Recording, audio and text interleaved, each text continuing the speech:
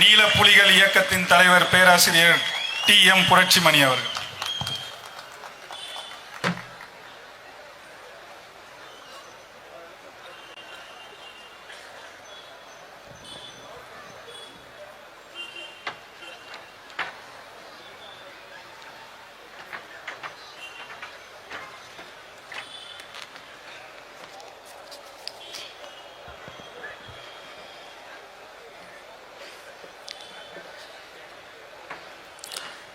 ஆட்சியும் அதிகாரமும் எங்கள் கைகளில் ஒரு நாள் கிடைக்கும்.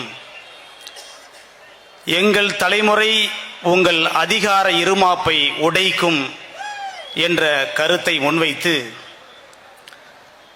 ஆதி தமிழர்கள் விடுதலைதான் மீதி தமிழர் விடுதலை என்ற முழக்கத்தை முன்வைத்து சாதிவாரி கணக்கெடுப்பும் சமூக நீதியும் பஞ்சமர் நில மீட்பும் என்று சமகாலத்தில் யாரும் முன்வைக்க துணியாத ஒரு கருப்பொருளை முன்வைத்து இந்த மாபெரும் பேரணி பொதுக்கூட்டத்தை இங்கே கூட்டியிருக்கக்கூடிய அன்பிற்குரிய அண்ணன் செந்தமிழன் சீமான் அவர்களுக்கு என்னுடைய மனப்பூர்வமான வாழ்த்துக்களை தெரிவித்துக் கொள்கிறேன். அத்துடன் இந்த மேடையில் நான் பேசுவதற்கு காரணமான என் மூத்தவர் அருமை அண்ணன் ஹிமாயன் அவர்களுக்கும் அன்பு சகோதரர் மணிசெந்தில் உள்ளிட்ட தோழர்களுக்கும் என்னுடைய வாழ்த்துக்களை நான் தெரிவித்துக் கொள்கிறேன். அன்பார்ந்த சகோதரர்களே, இந்தியாவை தேசிய இனங்களின் சிறைக்கூடம் என்று சொல்லுவார்கள். வல்லாதிக்க இந்திய அரசு தேசிய இனங்களை ஒடுக்கி கொண்டிருக்கிறது. அப்படி ஒடுக்கி கொண்டிருக்கக்கூடிய அதே சூழ்நிலையில் ஒவ்வொரு தேசிய இனத்திற்குள்ளும் ஒரு சமூகம் வதைப்பட்டு கொண்டிருக்கிறது. அந்த சமூகத்துடைய வழியை பேசுவதற்கு இந்த ஆட்சியாளர்களுக்கு மனம் கிடையாது. அந்த சமூகத்துடைய தேவைகளை பேசுவதற்கு இந்த திராவிட ஆட்சியாளர்களுக்கு துணிவு கிடையாது. கூட்டணி கட்சிகளுக்கு தெம்பு கிடையாது. ஆனால் இவ்வளவு காலம் பஞ்சமரிலம் மீட்கப்பட வேண்டும் என்று அம்பேத்கரி அமைப்புகள் மட்டும் பேசிக் கொண்டிருந்தார்கள். இன்று அண்ணன் சீமான் அவர்களும் அந்த கருத்தை முன்வைத்து பேசுகிறார். ஆக இந்த மேடைக்கு முன்பாக வைக்கப்பட்டிருக்கக்கூடிய ஜான் தாமஸும் ஏழுமலையும் இந்த செங்கல்பட்டு மண்ணில் தான் 30 ஆண்டுகளுக்கு முன்பாக சுட்டுக் கொல்லப்பட்டார்கள். யாரால் சுட்டுக் கொல்லப்பட்டார்கள்? ஆட்சியாளர்களால் சுட்டுக் கொல்லப்பட்டார்கள். 1968 அரைப்படி கூலி உயர்வுக்காக போராடிய 44 போராளிகள் வெண்மணியில் படுகொலை செய்யப்பட்டார்கள். அன்றிலிருந்து இன்றைய வேங்கை வயல் வரை எண்ணற்ற படுகொலைகள், வன்முறைகள் இந்த ஆதி தமிழ் குடிகள் மீது தொடர்ந்து நடைபெற்றுக் கொண்டே வந்திருக்கிறது. இந்த ஆட்சியாளர்கள் என்ன செய்து கொண்டிருக்கிறார்கள்? எதை கேட்டு ஜான் தாமஸும் ஏழுமலையும் போராடினார்கள்? திராவிட ஆட்சியாளர் அடித்த கொள்ளையில் பங்கு வேண்டும் என்பதற்காக அவர்கள் படுகொலை செய்யப்பட்டார்களா? இல்லை அமைச்சரவையில் பதவி வேண்டும் என்பதற்காக அந்த கோரிக்கையை முன்வைத்து அவர்கள் படுகொலை செய்யப்பட்டார்களா? இல்லை பட்டா வேண்டும் என்று கேட்டு படுகொலை செய்யப்பட்டார்களா? இல்லை பவிசான வாழ்க்கை வேண்டும் என்று அவர்கள் படுகொலை செய்யப்பட்டார்களா? கிடையாது. இந்த மண்ணில் எங்களுக்கு நிலம் வேண்டும் என்று போராடினார்கள். 100 ஆண்டுகளுக்கு முன்பு எங்களுக்கு பஞ்சமி நிலம் தரப்பட்டது. இந்த மண்ணில் மிட்டா மிராசுகளுக்கு எதிராக, பண்ணையார்களுக்கு எதிராக, பெரும் நில உடைமை சக்திகளுக்கு எதிராக பஞ்சை போராளிகளாக உழைத்த பறையர் சமூக குடிகளுக்கு நிலம் வேண்டும் என்று போராடினார்கள். ஜேம்ஸ் ட்ரெமன்ஹீர் அவர்களுக்கு 12 லட்சம் ஏக்கர் பஞ்சமி நிலத்தை கொடுத்தார். 100 ஆண்டுகள் கழித்து பார்க்கிறோம், இந்த ஆட்சியாளர்களால் அவை பிடுங்கப்பட்டிருக்கிறது. எந்த தமிழ் மண்ணிற்காக கொட்டுகிற மழையானாலும் கொளுத்துகிற வெயிலானாலும் எந்த தமிழ் குடிகள் இங்கே போராடுகிறதோ, எந்த பட்டியல் சமுதாயத்தைச் சேர்ந்தவர்கள் போராடுகிறார்களோ, அந்த மக்களுடைய நிலங்கள் இங்கே யாரால் பிடுங்கப்பட்டது? ஆட்சியாளர்களால் பிடுங்கப்பட்டிருக்கிறது. ஆக பிடுங்கப்பட்ட நிலங்கள் எங்களுக்கு திரும்பி தரப்பட வேண்டும் என்று ஜான் தாமஸும் ஏழுமலையும் இந்த செங்கல்பட்டில் மாவட்ட ஆட்சியர் அலுவலகத்திற்கு முன்பாக குரல் எழுப்பினார்கள். சுட்டுக் கொல்லப்பட்டார்கள். 100 ஆண்டுகளுக்கு முன்பு இதே செங்கல்பட்டு ஆட்சியர் ஜேம்ஸ் ட்ரெமன்ஹீர் பஞ்சமி நிலத்தை கொடுத்தார். 100 ஆண்டுகளுக்கு பிறகு திராவிட ஆட்சியில் அதே மாவட்ட ஆட்சியரால் அவர்கள் சுட்டுக் கொல்லப்படுகிறார்கள். எவ்வளவு பெரிய அயோக்கியத்தனம் இது! ஆக ஆளுகிற ஆட்சியாளர்கள் பஞ்சமி நிலம் மீட்புக்கு எதிராக இருக்கிறார்கள். அதனால்தான் இந்த காவல்துறை கயவர்கள் அவர்களை சுட்டுக் கொன்றார்கள். ஆக இவர்கள் சுட்டுக் கொல்லப்பட்டது இந்த நாட்டின் கனி வளத்தில், காட்டு வளத்தில், நிலவளத்தில், நீர்வளத்தில் பங்கு வேண்டும் என்பதற்கு கேட்பதற்காக அல்ல. எந்த மண்ணில் அவர்கள் உழைக்கிறார்களோ அந்த மண் அவர்களுக்கு தரப்பட்டிருக்கிறது. அந்த மண் வேண்டும் என்பதற்காக ஜான் தாமஸும் ஏழுமலையும் போராடினார்கள். ஆனால் அதற்காக சுட்டுக் கொல்லப்பட்டார்கள். உலக வரலாற்றை பாருங்கள். உலக வரலாறு முழுவதும், உலக நாடுகள் முழுவதும் பெரும்பான்மை மக்கள் ஆள்கிறார்கள், சிறுபான்மை மக்கள் போராடி கொண்டிருக்கிறார்கள். ஆனால் இந்த கேடுகட்ட இந்தியாவிலும் தமிழகத்திலும் தான் சிறுபான்மை மக்கள் ஆட்சி அதிகாரத்தில் இருக்கிறார்கள். பெரும்பான்மை மக்கள் நாம் போராடி கொண்டிருக்கிறோம். எதற்காக போராடி கொண்டிருக்கிறோம்? எங்களுக்கு வீட்டு மனை வேண்டும், வேலை வேண்டும், எங்களுக்கு வளம் வேண்டும், உரிமை வேண்டும், நிலம் வேண்டும் என்பதற்காக அனுதினமும் போராடி கொண்டிருக்கிறோம். ஆக ஒரு பெரும்பான்மை மக்கள் இங்கே தொடர்ந்து போராடுவதற்கு அடிப்படை காரணம், ஒரு சிறுபான்மை கூட்டம் இங்கே ஆள்வதற்கான சிந்தனையை, ஒரு அடிமை சிந்தனையை பெரும்பான்மை மக்களிடம் விதைத்து வைத்திருக்கிறது. அந்த சிந்தனையை தகர்த்தெறிந்துதான் ஒரு மாற்று ஆட்சி இங்கே நிறுவ வேண்டும் என்பதற்காகத்தான் நாம் எல்லாம் இங்கே கூடியிருக்கிறோம். ஆக பஞ்சம் நிலம் மீட்கப்பட வேண்டும் என்பது இந்த நாட்டின் பூர்வகுடி மக்களுக்கான முழக்கம். அந்த முழக்கத்தை இங்கே அண்ணன் சீமான் அவர்கள் முன்னெடுத்திருக்கிறார். அதை பாராட்டித்தான் நாம் எல்லாம் இங்கே ஆதரித்துக் கொண்டிருக்கிறோம்.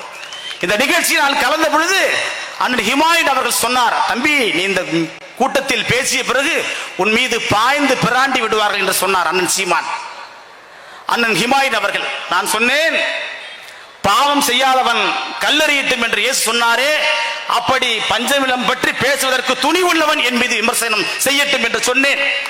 பஞ்சமிலம் பற்றி பேசுவதற்கான துணிவை பெற்ற தலைவனை கொண்டவர்கள் என்னை பற்றி பேசட்டும், விமர்சனம் செய்யட்டும் என்று சொன்னேன். அப்படிப்பட்ட துணிவு யாருக்கும் கிடையாது. லட்சோப லட்சம் மக்களை கூட்டுவார்கள், கூட்டணி கணக்குகள் பேசுவார்கள், எங்கள் கூட்டணி தான் வலிமையான கூட்டணி என்று பேசுவார்கள். ஆனால் ஒருவருக்கு கூட இந்த சாதி வாரி கணக்கெடுப்பை பற்றி பேசுவதற்கு தெம்பு கிடையாது, பஞ்சவர்ணத்தை பற்றி பேசுவதற்கும் தெம்பு கிடையாது. அப்படி பேசினால் கூட்டணியில் இடம் கிடையாது. இதுதானே சனாதானம், தான் சார்ந்திருக்கக்கூடிய சமுதாயம். அந்த சமுதாயத்திற்கு பாத்தியப்பட்ட 12 லட்சம் ஏக்கர் பஞ்ச நிலம் பறிக்கப்பட்டிருக்கிறதே, அந்த ஆட்சியாளரிடம் குரல் கொடுக்க வேண்டும் என்ற அந்த கோரிக்கை வைப்பதற்கு துணிவற்ற நிலைதானே இங்கே சனாதானம் எனப்படுகிறது. அந்த கூட்டணியில் குரல் எழுப்பப்பட நிலைதானே இங்கே சனாதானம் எனப்படுகிறது. ஆக எளிய மக்களுக்கான குரல்களை ஒடுக்கி அவர்களை நிரந்தர அடிமையாக்குவது என்பதுதான் சனாதனம். அதைத்தான் திராவிட கட்சிகள் செய்து கொண்டிருக்கிறது. இந்த தமிழகத்தை ஏறத்தாழ 6 முறை ஆட்சி செய்து விட்டார்கள். 6 முறை திமுக ஆட்சி செய்திருக்கிறது. ஏறத்தாழ 1/4 நூற்றாண்டு காலம் இவர்கள் ஆட்சி செய்திருக்கிறார்கள். இவர்கள் ஆட்சியில் தான் இந்த நிலம் பறிக்கப்பட்டது. பாமர மக்கள் பறித்திருந்தால் பரவாயில்லை, ஆளுகிற ஆட்சியாளர்களே பறித்திருக்கிறார்கள். அவர்களுடைய அலுவலகமே, முரசரி அலுவலகமே பஞ்சமி நிலத்தில் தான் இருக்கிறது. ஆக பாமர மக்கவன் பஞ்சை பராரி திருடினான் என்று சொன்னால் கூட அவற்றை ஏதாவது ஒரு வகையில் நியாயப்படுத்திக் கொள்ள முடியும். ஆனால் பல்லாயிரம் கோடிகளை குவித்து வைத்திருக்கக்கூடிய திமுகவின் முரசொலி அலுவலகம் இந்த பஞ்சமி நிலத்தில் இருக்கிறது என்று சொன்னால் நீங்கள் ஏன் எங்கள் நிலத்தை திருடிக் கொண்டிருக்கிறீர்கள்? ஆக ஆள்வதற்கு வக்கற்றவர்கள் தங்களுக்கு காலம் காலமாக வாக்களித்தவருடைய நிலங்களை திருடிக் கொண்டு தொடர்ந்து இவர்களை ஒடுக்கிக் கொண்டிருக்கிறார்கள். அப்படி ஒடுக்கிக் கொண்டிருப்பவர் தொடர்ந்து பொய்களை சொல்லிக் கொண்டிருக்கிறார்கள். என்பார்ந்த தோழர்களே, முழு பொய்களை காட்டிலும் ஆபத்தானவை அரை உண்மைகள். இந்த திராவிட கட்சியில் சொல்லிக் கொண்டிருப்ப அத்தனையும் அரை உண்மைகள் தான். நாங்கள் தான் உங்களுக்கு கல்வி கொடுத்தோம், நாங்கள் தான் உங்களுக்கு வேலை கொடுத்தோம், நாங்கள் தான் உங்களுக்கு உரிமை கொடுத்தோம், அதிகாரம் கொடுத்தோம், உங்களுக்கு நிலம் கொடுத்தோம் என்று அவர் சொல்லிக் கொண்டிருக்கிறார்கள். கல்வியும் வேலை வாய்ப்பும் நிலமும் யார்? திராவிட கட்சிகள் எங்களுக்கு போட்ட பிச்சையா? கருணாநிதி 9 வயதாக இருந்த பொழுது 1932 பூனா ஒப்பந்தத்தின்படி கல்வி வேலை வாய்ப்பில் இடஒதுக்கீட்டை நாங்கள் பெற்றோம். கருணாநிதியும் திமுக போட்ட பிச்சை கிடையாது. நாங்கள் போட்ட நில பிச்சைகள் தான் உங்கள் அலுவலகம் இருக்கிறது, நீங்கள் இருக்கிறீர்கள், உங்கள் கட்சிக்காரர்கள் இருக்கிறார்கள். ஆக கல்வி வேலை வாய்ப்பை அதிகாரத்தில் 1932 நாங்கள் பெற்றுவிட்டோம். நீங்கள் கட்சி ஆரம்பித்தது 1949 தான். நிலம் யார் கொடுத்தது?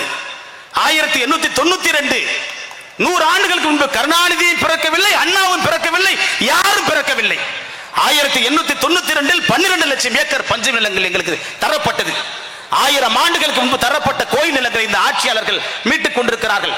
எந்த சனாதனத்தின் எதிரி நாங்கள் என்று திமுக மார்தட்டிக் கொள்கிறது. சனாதனத்தை ஒழிக்க வேண்டும் என்றால் எங்களுக்கு வாக்களிக்க வேண்டும் என்று அதன் கூட்டணி கட்சிகள் இங்கே கொக்கரித்துக் கொண்டிருக்கிறதே. அவர்கள் அந்த சனாதனத்திற்கான 1000 ஏக்கர் 1000 ஆண்டுகளுக்கு முற்பட்ட 5000 கோடி நிலங்களை மீட்டிருக்கிறார்கள். ஆனால் சூரியனுக்கு ஓட்டு போட்டே இருளில் மூழ்கி போன இந்த பஞ்சை பராரிகளுடைய பறையர்களுடைய நிலங்களை நீங்கள் ஏன் மீட்கவில்லை? ஆக 1000 ஆண்டுகளுக்கு முற்பட்ட நிலத்தை மீட்கப்படுகிறது, 100 ஆண்டுகளுக்கு முன்பு தரப்பட்ட நிலங்களை ஏன் மீட்க முடியவில்லை? ஏனென்றால் மனமில்லை உனக்கு. கூட்டணி கட்சிகளுக்கு அதை வலியுறுத்தக்கூடிய தெம்புகள் இல்லை, திராணி இல்லை, துணிவு இல்லை. அதுதான் காரணம். ஆக நிலத்தை மீட்க வேண்டும். நிலத்தை இவர்கள் ஏன் மறுக்கிறார்கள் என்று சொன்னால், நிலம்தான் இங்கே அடிப்படை. ஒரு மனிதனுக்கு தேவையான அடிப்படை தேவைகள் எது? உணவு, உடை, உறைவிடம். இந்த 3 எதிலிருந்து கிடைக்கிறது? நிலத்திலிருந்து தான் கிடைக்கிறது. ஆக நிலத்தின் மீதான உரிமை வென்றவன் இங்கே ஆதிக்க சமூகமாக இருக்கிறான். நிலத்தின் மீதான உரிமை இழந்தவன் இங்கே அடிமை சமூகமாக இருக்கிறான், ஒடுக்கப்பட்ட சமூகமாக இருக்கிறான். ஆக இந்த சமூகத்தை ஜனநாயகப்படுத்த நிலத்தை பகிர வேண்டும். ஆனால் இவர்கள் ஆட்சி அதிகாரத்திற்கு வந்து 1/4 நூற்றாண்டுகள் ஆகிவிட்டது, 6 முறை ஆகிவிட்டது. ஆனால் நில பகிர்வு என்று சொன்னால் இவர்களுக்கு வேப்பங்காயாக கசக்கிறது. ஏனென்று சொன்னால் இவர்கள் சட்டமன்ற உறுப்பினர்கள், இவருடைய அமைச்சர்கள் அடித்து வைத்திருக்கக்கூடிய பஞ்ச நிலங்கள் கொஞ்சம் நஞ்சம் கிடையாது. ஜெகத்ரட்சகன் திண்டிவனத்தில் 300 ஏக்கருக்கு மேல் குவித்து வைத்திருக்கிறார்.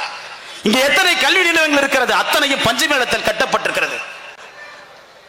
ஆக நிலத்தின் மீதான அந்த ஜனநாயகத்தை இவர்கள் கொண்டு வந்தால்தான் இங்கே சமூகத்தில் ஜனநாயகம் நிகழும். ஒரு காலகட்டத்தில் குறிஞ்சி, முல்லை, மருதம், நெய்தல், பாலை என்று நிலத்தை முதன்மைப்படுத்தி இங்கே வாழ்ந்தவன் மேல் கீழாக வாழவில்லை. ஆக நிலத்தை பங்கிட்டு உனக்கு எனக்கு என்று எப்பொழுது பிரித்தானோ, நிலத்தின் மீதான ஏற்றத்தாழ்வு எப்பொழுது வந்ததோ அப்பொழுதுதான் இங்கே சாதி வேர்கொள்கிறது. ஆக சாதி சமத்துவம் இங்கே வேண்டும் என்று சொன்னால் இங்கே நிலத்தில் சமத்துவம் வேண்டும். நிலத்தில் சமத்துவம் வேண்டும் என்று சொன்னால் இந்த திராவிட ஆட்சி மண்ணிலிருந்து ஒழிக்கப்பட வேண்டும், நீக்கப்பட வேண்டும். அதுதான் அடிப்படை. ஆக நிலத்தை இங்கே ஜனநாயகப்படுத்துவது அடிப்படை. ஆக நிலத்தை ஜனநாயகப்படுத்த வேண்டும் என்று சொன்னால் ஆள்பவர்களுக்கே மீண்டும் மீண்டும் வாக்களிக்க கூடாது. ஆள்பவர்கள் மீண்டும் மீண்டும் வாக்களித்தால் வெண்மணியும் விழுப்புரமும் மேலவளவும் வேங்கை வேலும் தான் மீண்டும் மீண்டும் நடக்கும். இங்கே ஆக உழைக்கும் மக்கள் விடுதலை வேண்டும் என்று சொன்னால் இங்கே அவர்கள் சிறுபான்மை மக்கள் கிடையாது, பெரும்பான்மை மக்கள். ஒரு பெரும்பான்மை மக்கள் தங்களுடைய வலிமை அறியாமல் இருப்பதுதான் ஒரு சிறுபான்மை மக்கள் இந்த நாட்டில் தொடர்ந்து நம்மை ஆண்டு கொண்டிருப்பது அடிப்படை காரணம். ஆக சிறுபான்மை மக்களை இங்கு நாம் அப்புறப்படுத்திவிட்டு உழைக்கும் பெரும்பான்மை மக்கள் நாம் ஆட்சி அதிகாரத்தை நாம் கைப்பற்ற வேண்டும். ஆக இதுதான் அடிப்படை. ஆக சாதி வாரி கணக்கெடுப்பு வைக்க வேண்டும், பஞ்சமர்களை மீட்பு வேண்டும் என்றெல்லாம் மற்ற நாடுகளில் சிறுபான்மை மக்கள் தான் போராடுவார்கள். இங்கே பெரும்பான்மை மக்கள் தான் நாம் போராடி கொண்டிருக்கிறோம். அதற்கு அடிப்படை காரணம் நம்முடைய வலிமையை நாம் அறியவில்லை. புரட்சியாளர் அம்பேத்கர் சொல்லுவார், யானை ஒப்பிடுவார், யானை பலம் வாய்ந்த ஒரு மிருகம். யானை நினைத்தால் எல்லாவற்றையும் அடியோடு சாய்த்து விடும். ஆனால் அந்த யானை குட்டியாக இருக்கிற பொழுது அதன் கால்களில் ஒரு சங்கிலி கட்டி விடுவார்கள். ஆக அந்த யானை தன்னுடைய பலத்தை அது உணராது. அப்படித்தான் நம்முடைய பலத்தை உணராமல் இந்த ஆட்சியாளர்கள் நம்மை ஒரு எளிய மக்களாக, ஒரு வலிமையற்ற மக்களாக வைத்திருக்கிறார்கள். ஆக பஞ்சமி நிலம் மீட்கப்பட வேண்டும், சாதி வாரி கணக்கெடுப்பு எடுக்கப்பட வேண்டும். எங்கள் இடஒதுக்கீட்டின் மீது கை வைப்பதற்கு இந்த திராவிட ஆட்சியாளர்களுக்கு எந்த உரிமையும் கிடையாது. எங்கள் இடஒதுக்கீடு 1932 வைந்தது. எங்கள் இடஒதுக்கீட்டை ஒரு முறையான சாதி வாரி கணக்கெடுப்பு நடத்தாமல் எப்படி உடைத்து உள்ஒதுக்கீடு என்ற அநியாயத்தை நீங்கள் செய்தீர்கள். ஆக எங்களை நீங்கள் உடைத்தால் உங்களை நாங்கள் உடைப்பதற்கு தயாராக இருப்போம் என்று சொன்னவனாய் பஞ்சமி நிலம் மீட்கப்பட வேண்டும், சாதி வாரி கணக்கெடுப்பு எடுக்கப்பட வேண்டும் என்ற கோரிக்கையை வலிமையாக முன்வைத்து விடைபெறுகிறேன். நன்றி, வணக்கம். தென்னிந்திய ஃபார்வர்ட் பிளாக் கட்சியின் நிறுவன தலைவர் KC திருமாறன் அவர்கள்.